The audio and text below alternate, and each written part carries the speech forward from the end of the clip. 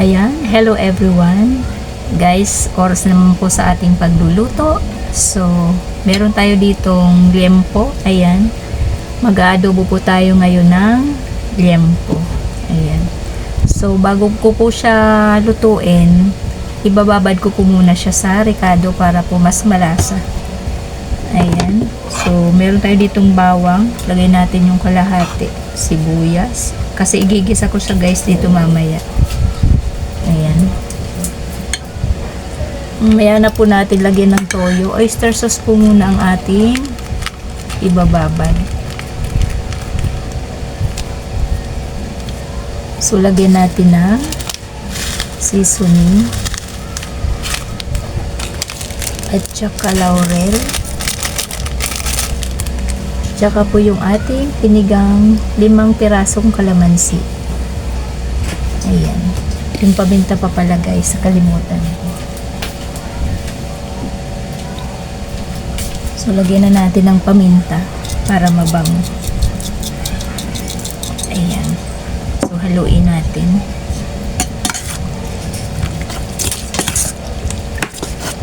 So, ayan. Babad muna natin siya dito kahit siguro mga 10 minutes bago natin siya adobohin sa kawali. Ayan. So, mamaya na ang kanyang final na lasa. Ayan. Yan lang muna. Babad muna natin saglit. So, ayan guys. Matagal-tagal na rin pong nakababad yung ating karning baboy. So, kailangan na natin siyang igisa.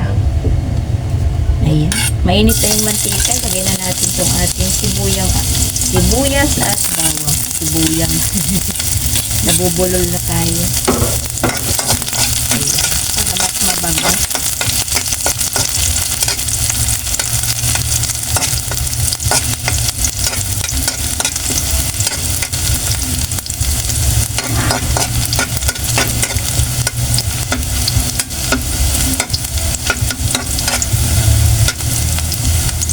Ayan. Okay na.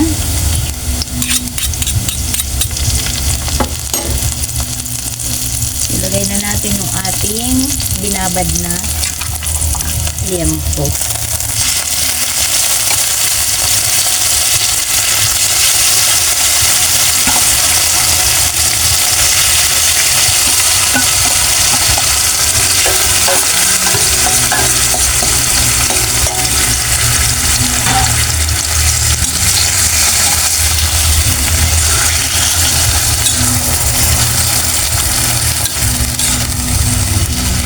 Hindi ko pa po siya nilagyan ng toyo.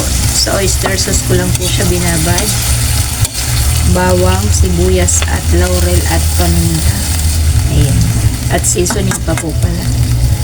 So, ngayon, lalagyan na natin siya ng toyo.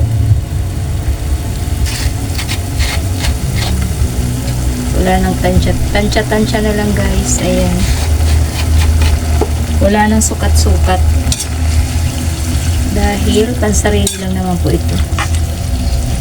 Ayan. So, ayan na. Lagyan natin ng sabaw. Tansyahin din natin na yung ating isasabaw ay makakapagpalambot po doon sa karne. Ayan. So, kita nyo naman, madami yung sabaw. Ayan. Para siguradong malambot. So, takpan po muna natin at hayaan natin siyang kumulo hanggang sa lumambot at mamaya po ay titimplahin natin siya. So, guys, check na natin. Ayan, tuyo na siya. So, ayan, sa dami po nung sabaw, natuyo na. Siguro naman, ayan, ang lambot niya na. So, titimplahin na natin. Bango ng kalamansi. Bango po talaga ng kalamansi kahit sa anong lutuin. Yung pa ang paborito ko ilagay. Imbis pong suka. So, depende naman po yun sa atin.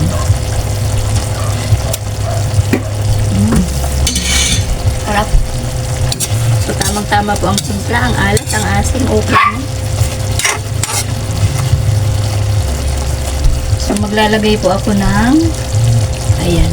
mag-a-add po tayo ng nilagang itlog. Ayan. Dagdag natin.